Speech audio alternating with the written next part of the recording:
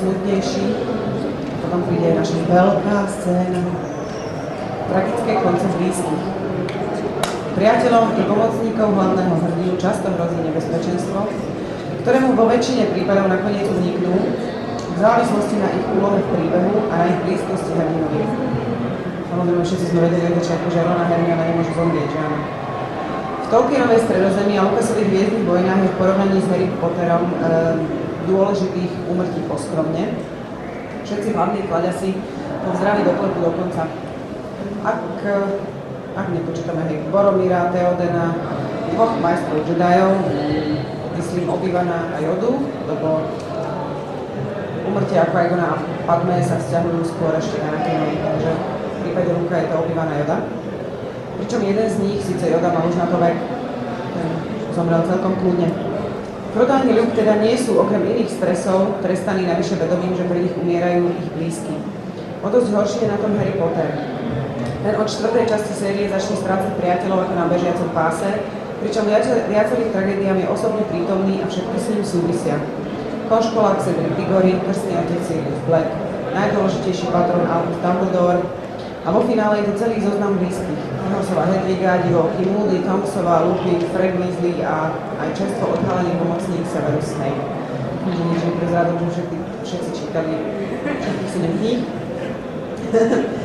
Zdá sa, že s modernejšími spôsobmi rozprávania príbehov sa nám zvyšuje mortalita. Pridáva to boju dobra so zlom na dôveryhodnosti, napriek tomu to rozčuluje zástupy fanúšikov. Tí síce dokážu oceniť nové, originálne naservírovanie archetypu, no ťažko akceptujú obetovanie dokonalého happy endu na oltár realistickosti. Rowlingová v duchu originality robí aj iný významný krok, necháva prežiť vedľajších zloduchov a stáva sa tak menej čierno-bielou i viac humanistickou. Naopak o pár dekád staršie diela, Pán prstenov a Hviezdne vojny, sa s tým nekašľú a s chuťou rozmetávajú sopky, lordorské červy aj imperiálnych prisluhovačov s celými hviezdami smrti. Tam vám poumieralo ľudí.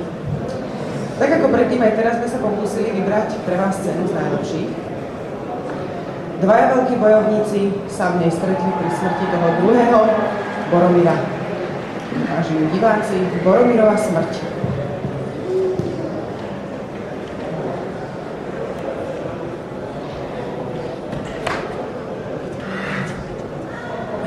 Maličký.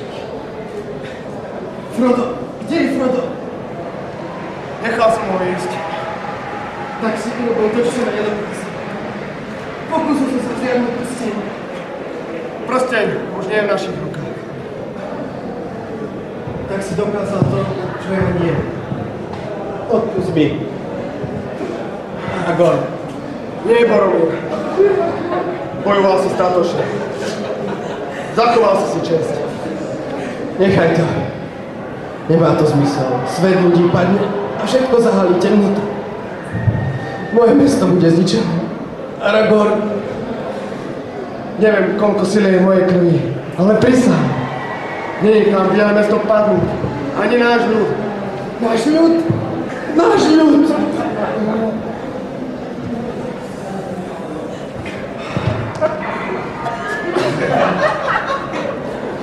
Nasledoval by som ťa.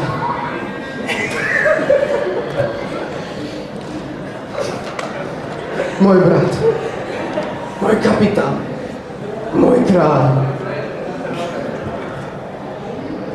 Choď v pokoji, syn Gondoru.